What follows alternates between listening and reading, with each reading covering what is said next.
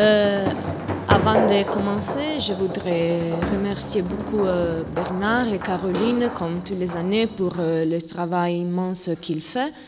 Et aussi pour Émile Geoffroy, pour m'avoir aidé avec les corrections de dernière minute de mon texte. Merci beaucoup.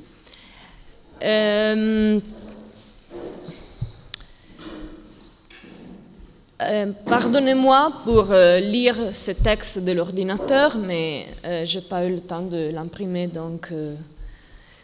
merci encore. Introduction. Dans la tentative d'explorer les conditions d'une possibilité de bifurcation néganthropique dans la situation catastrophique, parce que généralisation d'un devenir anthropique dans laquelle nous amène l'anthropocène, Bernard Stiegler crée une sorte de carré sémiotique autour de ce terme. Anthropie, néganthropie, anthropocène, néganthropocène. Anthropocène qui nous ramène à anthropocène avec un E. Où la relation entre la couple anthropie-néganthropie ne doit pas être entendue dans le strict sens de la physique, mais plutôt dans un sens organologique et donc hautement pharmacologique.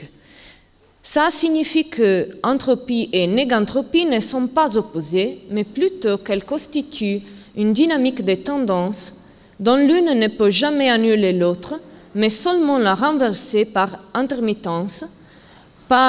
parce que ce qui produit de la néganthropie est en même temps producteur d'entropie et vice-versa. Or, si la correspondance réciproque entre ces quatre est en réalité davantage terme se tient, et si la relation pharmacologique entre la couple entropie-néganthropie telle qu'on ne peut jamais arriver à l'élimination d'un des deux termes, c'est évident, l'impératif de sortir de l'anthropocène que Stiegler propose, en s'opposant à l'idée que ce ne serait pas possible et qu'il serait plutôt nécessaire d'apprendre à y vivre, afin d'entrer dans une époque nouvelle, celle du néganthropocène, arrive à créer un couple qui semblerait ne pas se poser sur le même plan pharmacologique. En d'autres termes, si nous appliquons à un niveau abstrait ce type de pharmacologique au couple anthropocène-néganthropocène, deux perspectives semblent s'ouvrir. 1. Soit une solution défaitiste pour laquelle chaque tentative de sortie de l'anthropocène pour entrer dans un néganthropocène serait vaine du moment que ça continuerait à produire des éléments anthropiques. 2. Soit une solution statique, selon laquelle l'anthropocène ne doit pas nous faire peur du moment que dans son événement est déjà inscrite la possibilité de son renversement, une possibilité qui, grâce au jeu pharmacologique, est de l'ordre de l'inévitabilité. Donc, il ne faudrait qu'attendre qu'un avènement néganthropocène se manifeste à son tour, tout comme l'avènement anthropocène s'est manifesté bien après son événement. En d'autres termes, en entrant dans l'anthropocène, nous en sommes déjà sortis. Bon, dans les deux cas, cela empêcherait l'époquer, c'est-à-dire de faire la différence avec una qui, dans le lexique stiglerien, est ce qui nous projette dans l'avenir par rapport à un devenir qui ne resterait ainsi qu'un cycle fermé et déjà prescrit, où il est suffisant d'accepter les choses qui se passent en nous faisant tomber, encore une fois, dans une vision anthropicisante comme celle de Lévi-Strauss. Or, s'il est vrai qu'il nous semble d'être en présence d'une aporie théorique, il est aussi vrai que, comme le disait François Zourabichvili en parlant du rapport de Deleuze avec la politique, je cite, « L'aporie théorique n'est pas forcément la marque d'une indigence de pensée, c'est peut-être le courage d'une pensée qui s'expose au temps. Dans ce cas, nous dirions qu'il a besoin et nécessite de s'exposer et de se confronter avec le temps dramatique de l'événement anthropocène comme temps de la prolétarisation, de l'indifférencié et de l'absence d'époque. Nous verrons donc comment une confrontation avec ces temps entropiques peut nous donner la possibilité, je cite de Stigler de séminaire de cette année, la possibilité synthétique de son dépassement analytiquement impossible. 2. Le temps de notre temps. L'Anthropocène comme époque de l'absence d'époque, c'est pour Stigler aussi l'époque de la crise de la volonté et du blocage potentiel organisé et renforcé par l'alliance entre le système capitalistique hyperconsumériste et le système de gouvernementalité algorithmique qui les soutient. Ces blocages potentiels auxquels nous assistons correspondent à un épuisement de l'horizon des croyances, notamment la croyance dans l'avenir et dans l'avenir de ce monde en particulier. Cela cause l'annihilation de toute volonté, de tout désir, de tout rêve, de toute projection, de tout projet. Cette situation nous rappelle la condition décrite par Deleuze dans l'image-temps, où en faisant un diagnostic de la condition humaine d'après-guerre à travers les images que le cinéma contemporain nous offre, il soutient que pour ces personnages que nous voyons condamnés à errer sans destin dans le monde, la croyance au monde ou à ce qui nous arrive est problématique, ou du moins l'est devenue. Or, l'élément causal dans cette relation n'est pas la lâcheté exceptionnelle, mais plutôt l'impossible de croire au monde. Dans ce monde d'abord, au lieu de croire en un monde autre, ou transformé. Une indication qui pourrait paraître improbable en provenant du philosophe de la pensée du dehors et du devenir, mais du devenir dans un sens bien différent de celui dont parle Stigler. Toutefois, en effet, même si pour lui le but de la puissance créatrice en tant que poussée à la différenciation est précisément celui de créer d'autres possibilités, la croyance au monde est pourtant la première étape de la croyance en un autre monde ou en la possibilité de transformer ce monde-ci, de la nouvelle croyance dont Nietzsche dit que le nihilisme devra l'engendrer. En particulier, pour ces personnages, tout comme pour nous, ce qui conduit à ces défauts de croyance, c'est pour Deleuze la perte de la confiance entre le lien entre l'homme et le monde, ce qui semble paradoxal dans cette époque appelée Anthropocène, précisément en raison du pouvoir reconnu à l'homme d'affecter le monde. Nous l'avons perdu, et avec le monde, continue Deleuze, au même sens et au même moment que nous avons perdu le corps en tant que lien sensorimoteur. Nous nous retrouvons donc comme réduits à des entités abstraites, séparées, coupées de lieux, milieux, moyens et conditions de la puissance d'agir, et pourtant insérés dans un système qui continue à nous faire croire que nous pouvons agir dans le monde mieux qu'auparavant. En passant par son corps et ses sens, cette fracture entre l'homme et le monde le transforme en une sorte de voyant, à la fois détaché du monde et frappé par quelque chose d'intolérable dans ce monde même, qui le confronte à quelque chose d'impensable dans la pensée. Et pourtant, aujourd'hui, cette figure de la stupéfaction semble bien différente de celle qui permet le double redoublement épocal. Apparemment, l'impensable ne porte plus à penser après coup, mais à un blocage sans appel qui se traduit par un sentiment de dépossession. De cette façon, nous dit Deleuze, le voyant peut effectivement rester entrappelé à la condition de n'avoir plus aucune prise sur le monde, de posséder de tout moyen lui permettant d'exercer une puissance propre, sa possibilité d'agir, et en particulier d'agir selon sa volonté, entre ainsi dans une crise irréversible, le transformant en un spectateur impuissant et au corps docile qui a perdu le sens de la réalité. Et une fois face à l'intolérable, il devient doublement impuissant, à la fois à penser à un monde qui puisse être encore le sien, et à réagir à l'intolérable et agir sur ce monde-là pour le rendre tolérable. Tout cela, suggère encore Zurabichvili, ne se passe pas selon un discours convenu à cause des images et des jeux qui nous feraient perdre le sens de la réalité, mais parce que la condition habituelle de cette croyance s'est effondrée. Le fait moderne est que les schémas recognitifs auxquels nous soumettons ordinairement toute toute occurrence de la vie, qu'il s'agisse du travail, de la conjugalité, du militantisme, de l'art, etc., ont tendance à nous apparaître aujourd'hui pour ce qu'ils sont, des clichés. Nous oscillons entre le déjà-vu et l'événement nu, car nous ne savons pas faire autrement que de continuer à pratiquer ce schème qui n'assure pourtant plus leur fonction. Or, ces réflexions deleuziennes nous ouvrent un scénario de ce type. D'une part, et dans un sens vaguement simontonien, avant toute projection dans le monde, il y a un niveau de motricité qui est la condition de la puissance d'agir et que Deleuze indique comme étant le point primaire où s'origine le blocage. Avec cette tension motrice, c'est-à-dire avec les conduites motrices spontanées à travers lesquelles nous pouvons sentir le monde, se forme un sentiment esthétique, c'est-à-dire une sensibilité, une disposition au sens qui définit la condition plus originaire de notre ouverture au monde. Trois, ouverture qui, nous l'avons dit, est aujourd'hui problématique du moment que nous percevons le monde actuel et les objets du monde comme unheimlich, en même temps familier et étranger, comme un monde où nous ne nous sentons pas complètement à la maison, où nous sommes plutôt désorientés.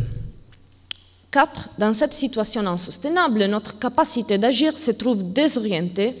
et s'atteste donc sur des schématisations stéréotypées qui sont désormais détachées des autres passages et qui se répètent indifféremment en se fermant à toute possibilité autre, à chaque possibilité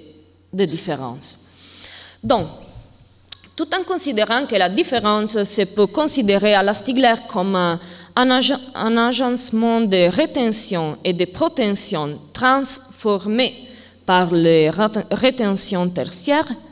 je crois que pour comprendre vraiment le statut du bloc protentionnel, il faut retourner à une analyse de notre capacité de sentir, qui participe de cette formation, en la plongeant dans les milieux actuels. En même temps, il faudra aussi considérer que la rupture dont nous faisons expérience n'est pas à rechercher seulement dans un ou l'autre des niveaux indiqués,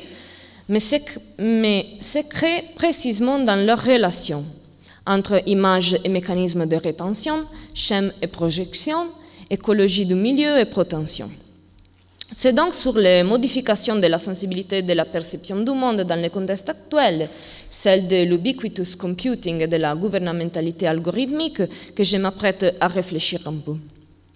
En particulier, ce que je vais proposer, c'est de suivre les derniers travaux du philosophe italien Montani, en les croisant avec quelques théories sur les médias plus récentes, les technologies et la contemporanéité. Et pour analyser comment notre sensibilité se trouve soumise à un calcul total et à une élaboration algorithmique qui en anticipe les possibilités en les mettant en valeur, et comment cela s'y lie à la question de la potentialité contemporaine en engendrant des protensions collectives stéréotypisées qui sèchent, ou comme Montani le dit, anesthétisent la volonté et toute possibilité d'imaginer un avenir différent. 3. Critique de la sensibilité indifférente.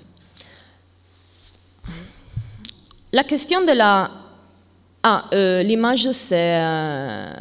une représentation de la Turandot qui s'est faite en Italie avec le Google Glass qui transmettait aux spectateurs les sensations directes des acteurs. La question de la différence est la même que soulève Pietro Montani quand il constate que l'un des phénomènes techniques les plus significatifs aujourd'hui est ce qu'il appelle l'indifférence référentielle. Ce phénomène, que nous allons expliquer tout de suite, est à son avis l'un des symptômes d'une précise stratégie de programmation technologique de la sensibilité, un des projets politico-économiques les plus puissants et en même temps les plus dissimulés de la contemporanéité. En guise de précision, il faut souligner que pour Montani, le fait qu'existent des technologies de la sensibilité n'est pas une grande nouveauté dans l'histoire, du moment que, à son avis, L'une des caractéristiques les plus évidentes de la sensibilité humaine, c'est sa prédisposition naturelle à la délégation technique et à se prolonger spontanément dans des artifices inorganiques sans pourtant altérer sa spécificité. Voilà le livre. Une spécificité qui, d'autre part, n'a pas du tout à être considérée comme quelque chose de naturel, dans la mesure où elle se trouve toujours déjà altérée, expropriée de quelque prétendue authenticité organique à partir de l'agencement avec l'imagination, à son tour strictement technique. Chaque expérience technique, dit Montani, doit donc toujours être pensée comme techno-esthétique, c'est-à-dire composée par un croisement entre l'organique et l'artificiel.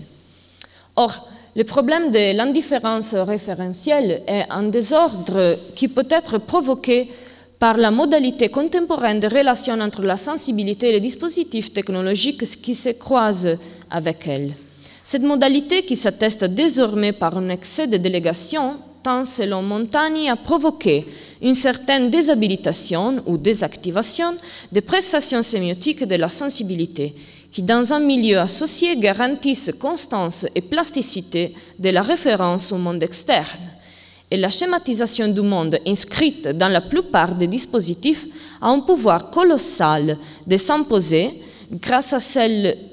que le philosophe italien décrit comme réalisation par excès de la fonction de remédiation, c'est-à-dire la convergence dans une pluralité de formes médiales du même contenu et de même stratégie, qui engage toutes les ressources sensorielles dans le but de mener l'entière sensibilité de l'utilisateur dans une direction,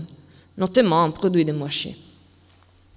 Cela peut, à son avis, prendre deux différentes modalités. Celle de la classique médiation hypermédiale, qui concerne une constitution purement sensationnelle des images, sans donner aucune importance à la possibilité que des prestations critiques et élaboratrices se puissent installer, et celle qui est dite hypomédiale, certes moins évidente, mais aujourd'hui plus généralisée, qui conduit à schématiser la réalité comme un objet simplifié et qui, pour ce faire, utilisent leurs fonctions les plus complexes dans le but précis de à la fois neutraliser les potentialités de l'image et de désactiver les processus d'élaboration connectés avec la richesse de notre perception. L'intuition du monde inscrite dans les dispositifs hypomédiaux, je cite, qui introduisent à schématiser la réalité, chaque réalité comme l'objet d'un potentiel chaud, c'est donc un fondamental événement anesthétique et biocratique dont l'enjeu est une atrophie et un dessèchement des processus émotifs et cognitifs qui différencient la perception de la sensation, les expériences authentiques de celles rigidifiées, la complexité et l'incertitude de la simplification et des résultats garantis par défaut. L'anesthétisation dont parle Montani, c'est exactement ce processus conduit à travers la manipulation de ce que Stigler appelle les rétentions tertiaires, programmées pour constituer des ambients que notre sensibilité rencontre et reconnaît sans aucun effort d'élaboration. C'est là pour sélectionner et maintenir actifs seulement certains segments de sensibilité, ce qui à leur tour peuvent ensuite être canalisés sur des objets particuliers, en effaçant tout hors champ.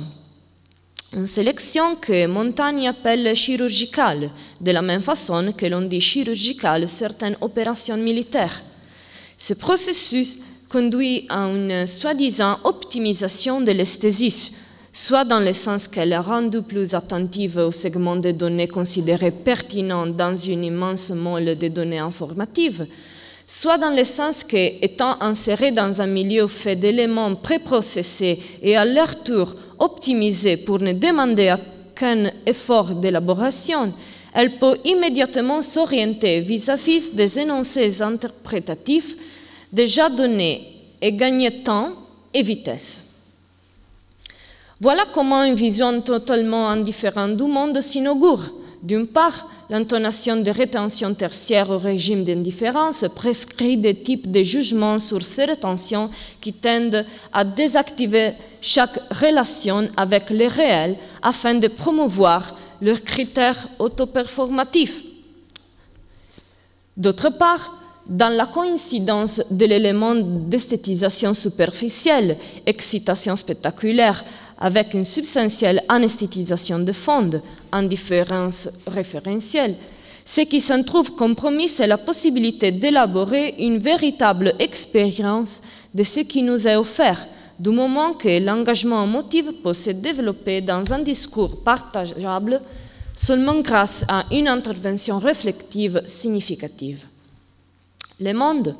réduit à un petit nombre de traits pertinents et projeté en vue d'optimiser une praxis répétée et confirmée de perception des choses, ne serait plus capable de se faire percevoir dans sa différence, et précisément lorsque, grâce à ces prothèses, notre sensation se spécialise, nous rend totalement indifférents par rapport à la différence,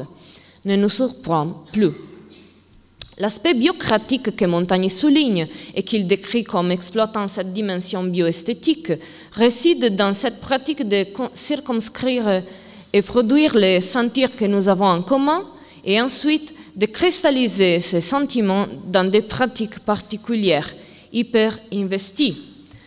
Les différentes formes créatives de l'hypercapitalisme ou dans des objets spécifiquement destinés à l'administration de ce processus de nivellement, de contraction et de canalisation. Cela n'étant pas seulement à subroger les jugements en termes de goût, mais aussi en termes politiques, ainsi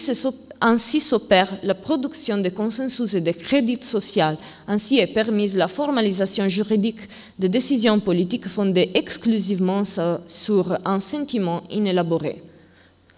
même si hypermédié.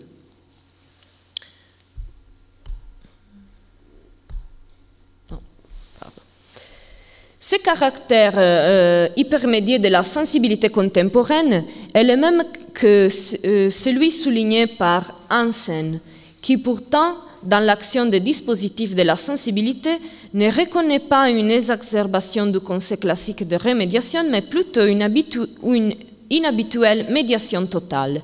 Selon lui, les smart chips, les senseurs et les autres médias d'aujourd'hui, qu'il appelle dans son dernier livre les 21st Century Media, qui colonisent de manière croissante notre monde quotidien, ont délaissé leur fonction médiatique traditionnelle, enregistrer, stocker, transmettre, pour devenir une plateforme de connexion et de rétroaction directe avec l'environnement.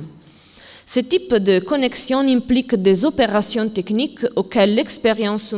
humaine n'a pas accès, fondamentalement des opérations algorithmiques qui s'exécutent dans un temps imperceptible, et ça veut dire, selon Hansen, qu'elles se déroulent presque entièrement au-delà des modes de la cognition humaine, attention, perception, conscience, inaugurant une fonction inédite qui ouvre à une transformation radicale du statut de notre sensibilité.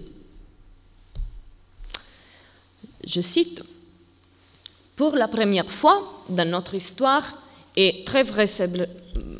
vraisemblablement dans l'histoire de l'univers, nous voyons notre statut privilégié et jusqu'au présent presque incontestable d'agent de sensation le plus complexe au monde remis en cause, voire aboli par la capacité technique de sensation, reproductible à loisir et se propageant de manière ubiquitaire qu'ont introduite nos appareils et nos technologies intelligentes. Or, j'ai ajouté une note dans le texte qui dit que cette approche, je la lis rapidement, que cette approche a certes l'avantage de ne pas percevoir la sensibilité comme une faculté anthropocentrée pour la transférer sur un niveau techno-environnemental, mais le fait que pour lui il s'agit d'une situation totalement inédite et choquante c'est un problème. C'est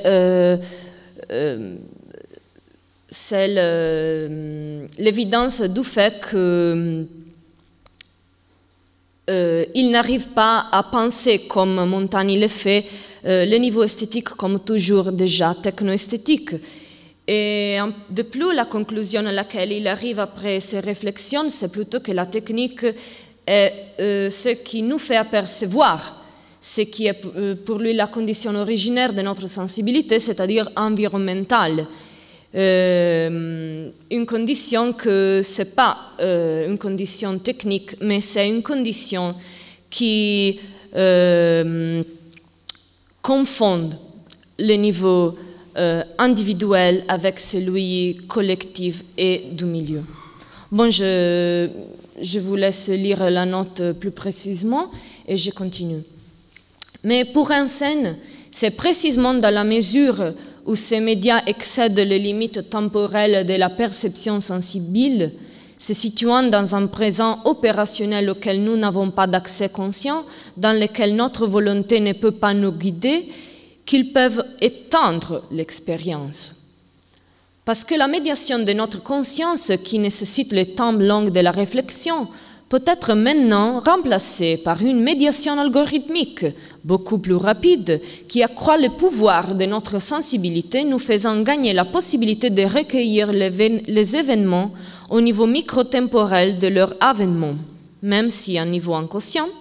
et d'insérer artificiellement les données recueillies dans la conscience.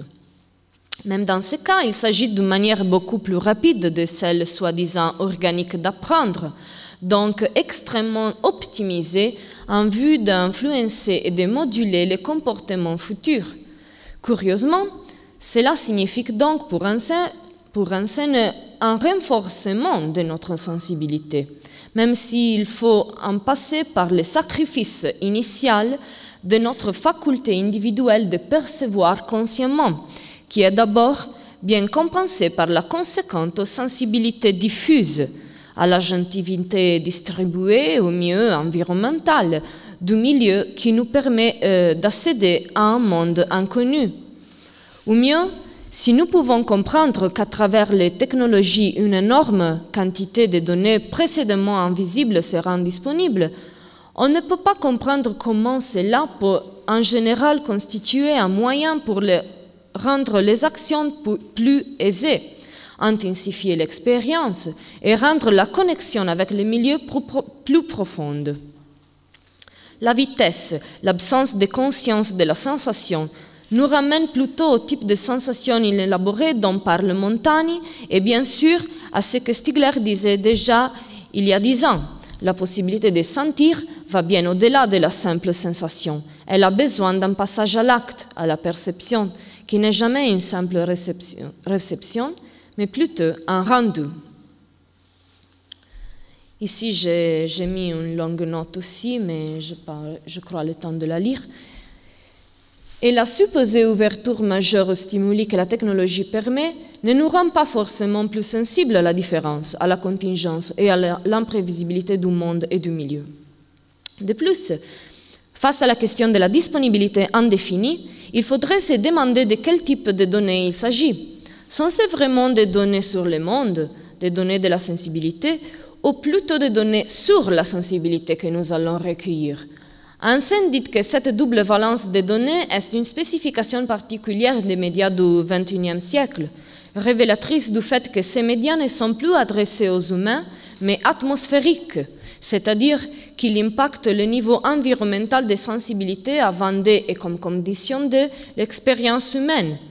Cette double direction est à son avis un autre facteur dans le remarquable accroissement du domaine de la sensibilité, en donnant cesse à des données sur cette sensibilité même, dans le moment exact de son exercice, dans le moment de chaque acte singulier, nous produisons des données qui nous donnent des informations additionnelles sur notre sensibilité en acte. Or, ce que je me demande est, s'agit vraiment de données qui donnent des informations sur une faculté en général, ou plutôt des informations sur nous-mêmes, en anglais, on our self, sur notre individualité, sur notre manière personnelle de sentir le monde à travers laquelle nous continuons à nous analyser en croissant la dérive individualiste des sujets qui seront donc toujours plus loin de la possibilité d'une individuation environnementale dont Hansen parle et à nous faire analyser par les algorithmes. Le but de ce type de politique, c'est un autre sous-chapitre, le but de ce type de politique est reconnaissable dans les termes qu'Antoinette Rouvois utilise pour décrire les résultats de l'algorithmisation de la vie et la conséquente gouvernementalité qui en résulte. Bref, il s'agit de substituer une élaboration mécanique algorithmique à la perception en nous dispensant de devoir comprendre les causes des phénomènes pour leur attribuer un sens, afin de substituer à ce sens quelque chose qui n'est plus de l'ordre de la causalité, mais plutôt de la prévision. L'objectif est d'en faire surgir des profils ou des modèles de comportement qui seront prédictifs dans la mesure où ces corrélations sont récurrentes, indépendamment de toute notion de cause. Et plus on a de massives quantités de données, plus on peut parvenir à des prédictions de comportements relativement fines, sans le besoin d'interroger réellement les personnes, sans besoin qu'elles expriment un jugement, sans besoin qu'elles prennent des décisions pour se diriger vers quelque chose. Ce qu'il faut pour obtenir ça, c'est seulement recueillir des données sur les sélections sensibles des individus et puis les unifier sans aucune possibilité d'erreur. Au contraire, chaque écart permettra d'enrichir la base statistique du profilage. De plus, il y a toute une série de machines capables d'apprendre elles-mêmes par leurs erreurs et de s'autocorriger, IBM l'appelle l'autonomic computing. En s'adaptant à l'environnement, en retenant tous ces matériels qui se multiplient et qui se diversifie à une vitesse folle, sans besoin de main-d'œuvre. N'importe quoi pourra se passer dans le monde, le profil s'adapte à tout. Bon, je vais vers la conclusion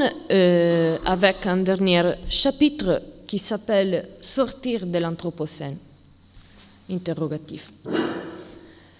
C'est donc précisément dans les moments que le système nous fait croire à une augmentation de notre possibilité d'agir que nous nous apercevons de la difficulté de croire en ce monde, bien que d'y recommencer à croire. Si enfin toute véritable expérience en est déniée, si l'on pense que notre possibilité de le percevoir se trouve canalisée et nivellée sur quelque chose de déjà programmé au fin de nous faire répéter des schèmes de comportement déjà actés, si notre activité organisatrice et interprétatrice est annulée par la prétendue immédiateté d'une sensibilité qui suffit à soi-même, notre monde ressemble toujours plus au monde quasi beckettien de l'épuisement du possible, où chaque bout projette préférence n'est plus possible parce qu'aucun choix n'est possible, parce que quelqu'un d'autre a déjà programmé notre faculté de choisir en la modelant sur nos données. Un monde où les personnages ont toujours déjà trop à faire avec un possible toujours plus petit dans ses possibilités, toujours plus circonscrit, de n'avoir aucune possibilité restante de penser à ce qui pourrait se passer. Mais qu'en est des autres personnages de ce monde que nous avons appelés en cause au début de cette intervention? Qu'en est des voyants dont Deleuze parlait? Nous les avons lassés sans aucune puissance d'agir véritablement, d'aller au-delà du bégaiement et de la reproduction des modèles de bas ou infime profil, d'élaborer des procédures différentes au lieu de se ségréger dans des niches régressives et autoréférentielles. Mais pour Deleuze, le voyant est aussi une figure dont la capacité de voir se réalise précisément à travers ses défauts. C'est-à-dire, c'est à travers ces défauts sensorimoteurs que le voyant actif peut voir et faire voir la banalité quotidienne faite d'automatismes et de clichés, en la rendant même plus brutale, insupportable, enfin, en faisant l'objet d'un rêve ou d'un cauchemar. J'ai utilisé le terme actif parce que c'est précisément à travers ce passage à l'acte, à l'activité, que c'est une contre-effectuation, que Deleuze nous montre la possibilité d'utiliser ce qui se passe pour en être digne, et pour être digne de ce monde aussi. Donc, si ce qui se passe est une perte de croyances et de capacités d'agir, ne faudrait-il alors une immersion plus profonde dans ce monde, où la perception, l'imagination et la croyance même puissent arriver à montrer, à mettre en présence précisément leur impasse, qui nous parle de leur propre collapse et de leurs propres limites, en d'autres mots, à ces pensées, tout en coulant dans leur effondrement, ne serait pas ça une tentative de sortir de l'habitude du quotidien du monde toujours répété, pour en inaugurer une croyance paradoxale qui est dans l'acte, encore une fois beckettienne, de rater mieux, de rater à nouveau, la possibilité que l'imagination fasse la différence. Or, c'est vrai que se pousser dans cette impuissance pourrait inaugurer un type de passage à l'acte très particulier, qui participe en même temps de l'activité et de son impossibilité, et que nous pouvons voir stiglériennement comme un type de passage à l'acte dans l'intermittence, où la pensée se trouve dans un état de puissance absolue seulement quand elle est à l'extrême de son impuissance. Mais en même temps, cela peut offrir aussi une possibilité pour répondre à notre première question, celle du défaut pharmacologique d'une pharmacologie qui ne serait pas simplement et totalement partageable comme celle qui lie la couple entropie-négentropie, mais qui surgit d'une relation plus complexe, celle qui a besoin de pouvoir penser une sortie. Selon cette pharmacologie du passage à l'acte, une pharmacologie qui serait ainsi performative, la pensée devrait donc rejoindre cet état d'impuissance totale, où, nous dit Deleuze, la pensée se trouve hors de soi, mais dans laquelle elle reconnaît que ce qu'il doit être pensé ne se trouve pas hors d'elle, ou, en d'autres termes, que la pensée n'est pas extérieure à ce monde vu et vécu comme intolérable. Si c'est donc tout en décrivant un mouvement de sortie que la pensée s'aperçoit que, je cite, « le dehors est dans ce monde », fin de citation, et encore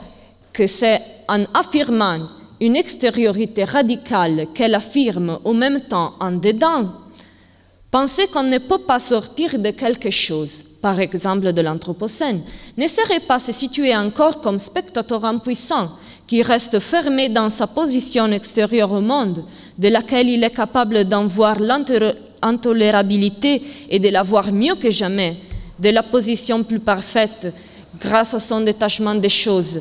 mais pas d'y réagir, c'est-à-dire de la penser. Dans ce cas, je conclue,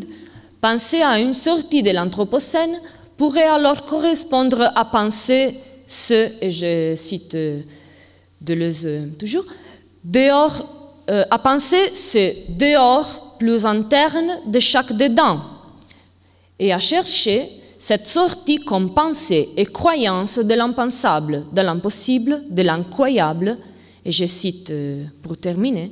qui pourtant ne peut être que pensée. Merci.